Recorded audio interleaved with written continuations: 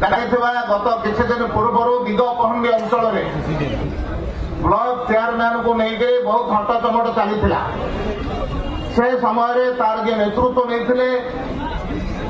जिला परिषद मेंबर श्री दिपिन चंद्र प्रधान से आज आम सहित सामिल होती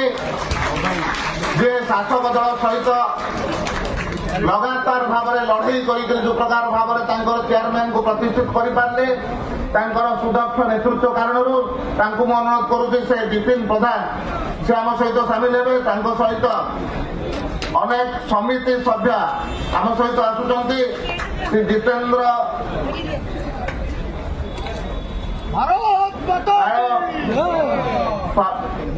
शरद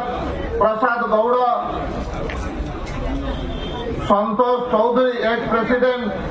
बाबू गौड़ हरिबंधु रेड्डी असित कुमार साहू बैद्यनाथ स्वाई प्रमोद प्रधान ये समस्ते प्राय सरपंच समिति सभ्य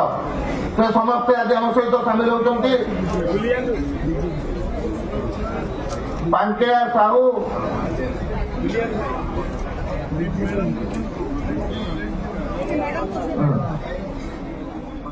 पंकज साहू।